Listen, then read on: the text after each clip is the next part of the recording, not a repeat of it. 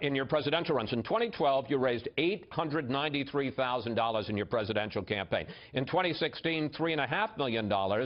But for this recount, you've raised more than $6.5 million from almost 140,000 donors. Isn't that what this is really about, Dr. Stein, using this recount to raise lots of money and build your list of supporters? Let's be very clear. This money is going strictly into a segregated account which can only be spent on the recount. So this money is entirely, will be completely used, and we'll be lucky if we can cover the costs at the rate that there is a bait and switch going on here. In Wisconsin, we just saw the costs triple. So to my mind, it really underscores why we need a fundamentally secure voting system that has built-in safeguards, that should have automatic audits, recounts. We need to get rid of these voting machines, these electronic touch screens, which have been proven highly vulnerable to tampering, to hacking, to human and machine errors. So the fact that you have 140,000 donors is purely coincidental, Dr. Stein? Well, put it this way. The American people have made it very clear what they want done here. Chris, coming out of this election, wait. I don't think the American people... Wait, where do you get off saying the American people... Where do you get off saying that the American people are calling for this? I think the vast majority of the American people think we should accept the result of the election. 80% of Americans said that they were disgusted with this election. And we know that about 90% of Americans do not have faith. It may have been the choice they had. I don't think it was the system or a demand for a recount. This is a time that people have an entire loss of faith in our political institutions.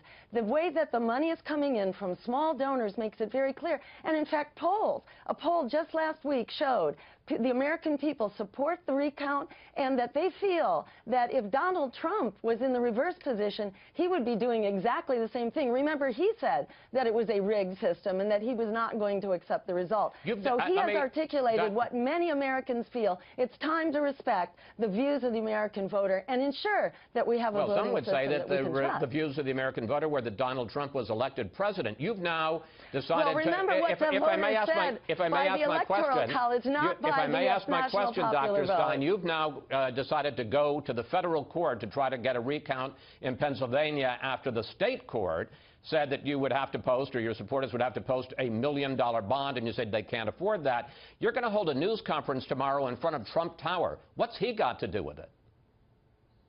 We want to hold this conference where America will see that we are standing up for everyday Americans who do not have confidence in this election system, who have lost confidence actually in our political system. And we are standing up loud and strong to say that we will not be intimidated. We will not be frightened by having to jump through all these legal hoops. We say, what is Donald Trump frightened of? Because he is obstructing, he is delaying these cases. How many votes did you get?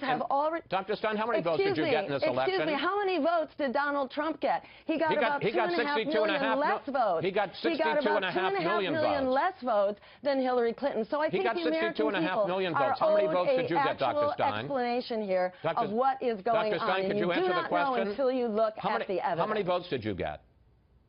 I am not going to be the beneficiary of this one way or the other. That's why I can do this, because I am a nonpartisan. But he got 62.5 million votes. How many did you get? I mean, the question really is who's speaking for American voters, him or you? This is not about Donald Trump. It's not about Hillary Clinton. It's not about my campaign. It's not about Gary Johnson. This is about the American voters who deserve to have a voting system we can trust. When something like 75,000 votes in Detroit may in fact be an error, because why would people come out in Detroit, fill in all the other positions but not vote for president? Dr. Stein, this is a little bit suspicious. We deserve to know what's going on, because that could in fact change the outcome of the vote in Michigan. The third presidential debate, Dr. Stein, I asked Donald Trump whether he would accept the result of the election and the principle of the peaceful transfer of power. Here's what he said.